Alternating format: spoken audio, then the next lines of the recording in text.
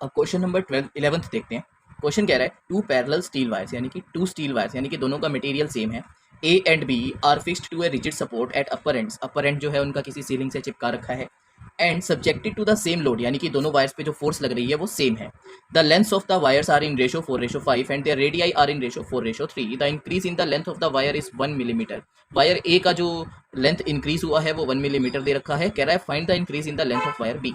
अब हमारा सबसे पहला एम इस तरह के न्यूमेरिकल में होना चाहिए कि जो जो चीज़ें हमें गिवन हैं हम उन चीज़ों को पहले ऑब्जर्व करेंगे और उनको लिखेंगे।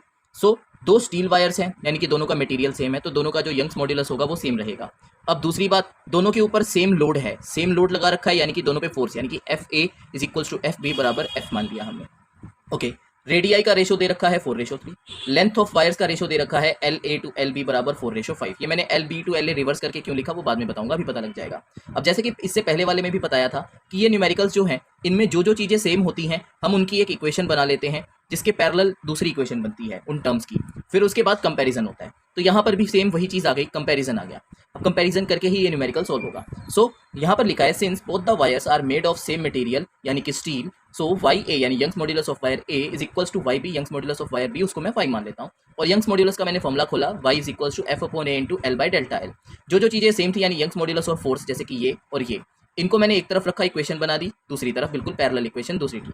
ये बन गया एल अपॉन एरिया है। अब वायर है उसका जो क्रॉस सेक्शन है वो सर्कुलर होता है। लाइक इस कैप का, ये कैप आप देख सकते हो, इस कैप का ये जो अपर एंड है ये सर्कुलर है, इसी तरह से वायर का भी अपर एंड जो होगा वो सर्कुलर होगा। सो ये लगा दिया pi R square area of circle का इनटू डेल्टा एल।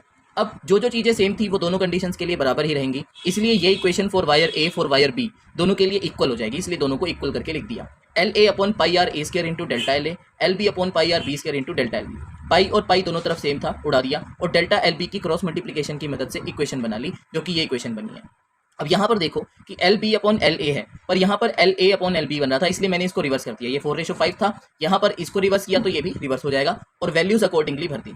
वैल्यूज भरी, सॉल्व किया इक्वेशन को। सॉल्व करने के बाद हमारा जो बनता है टर्म बनती है हमारी, वो बनती है 20/9 इंटू 10⁻⁻3। जो जो चीज़ें गिवन थी वही भरी है और जब इसको आप सॉल्व करोगे तो ये बन जाएगा 2.22 इंटू 10⁻3 मीटर।